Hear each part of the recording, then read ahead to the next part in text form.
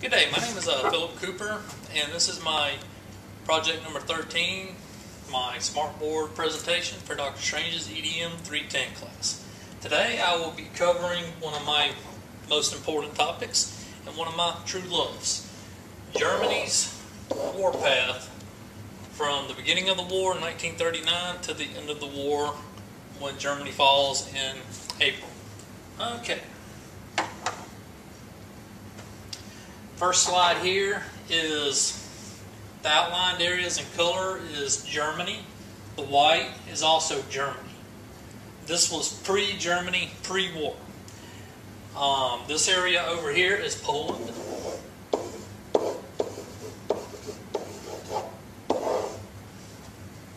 And this is France over here.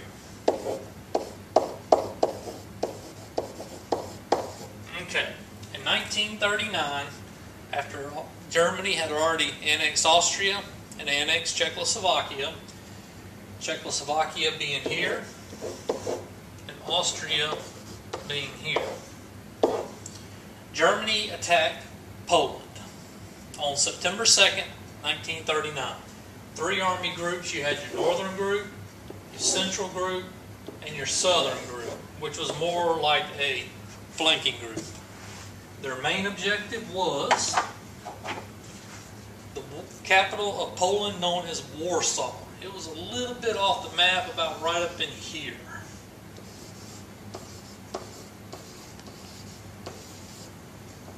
That was their primary objective, and the German Blitzkrieg captured the capital of Poland, Warsaw, within 6 weeks.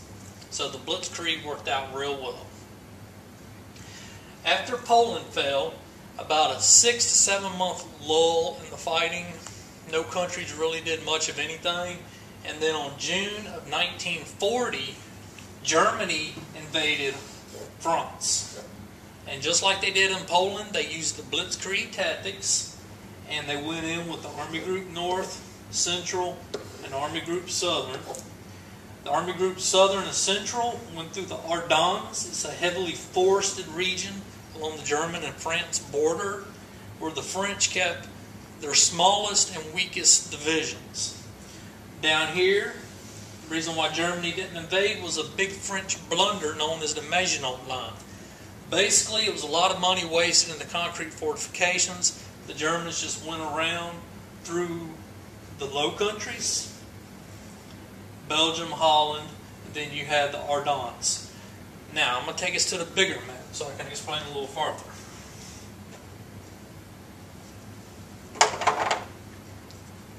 Okay, on this map here, we have France. Okay, Germany came in, and on this little town here called Dunkirk.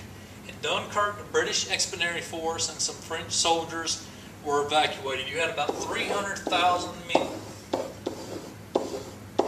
that were ferried off in really just a few days.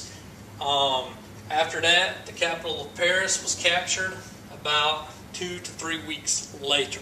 It wasn't very long afterwards. After France's fall, France was divided into Vichy France, and then you had occupied France.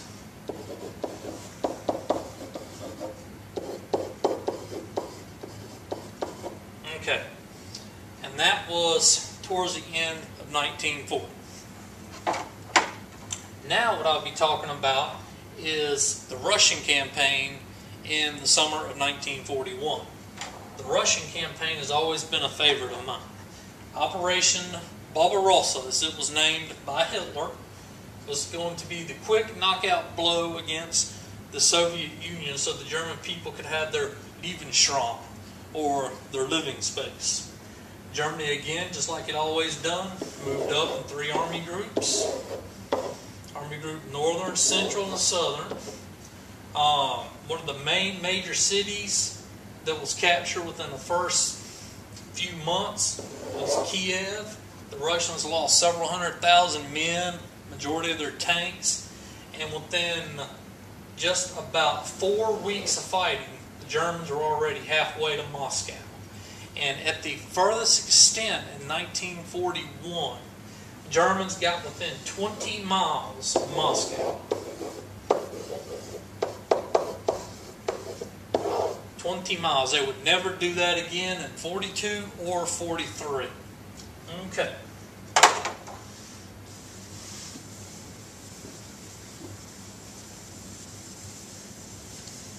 However, by the time of 1943, the tide was beginning to turn against the German army. The Allies had begun to invade Italy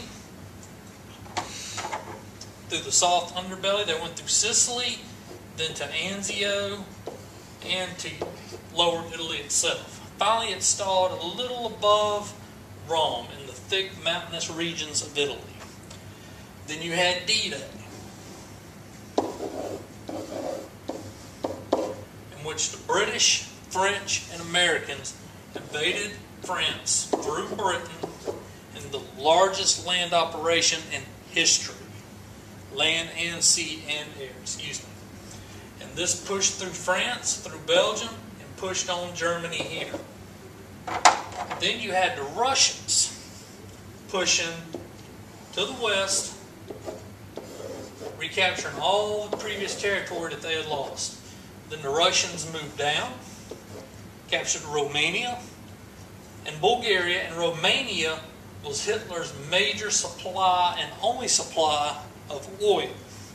So when Romania fell in 44, Hitler pretty much done his panzers right there. And by the time of April of 1945, we have Berlin, which is right on the border with Poland. The German army was pretty much defeated. The Americans and British were pretty much about up in here, and the Russians were the first into Berlin. The city fell after rough fighting, in which the Russians suffered about 100,000 men losses, which was astronomical for that one city. The Germans, looking back on history as I do now, the Germans had a good war plan, good war strategy, good war equipment, but they lost to the Russians, A, because of the Russian winter, and B, because it's like an elephant stepping on an ant bed. You're going to kill hundreds of thousands, maybe millions. But in the end, the sheer numbers of ants are going to overwhelm the elephant. And that's basically what happened to Germany. Between America, British, the Free French, the Russians, it was just too much for Germany. I hope this kind of gives you a better understanding of the events that took place that caused Germany's advancement and expansion and contraction in the end, and the fall of Berlin in April of 1945. This is Philip Cooper, and I thank you for your time and hope you enjoy this broadcast.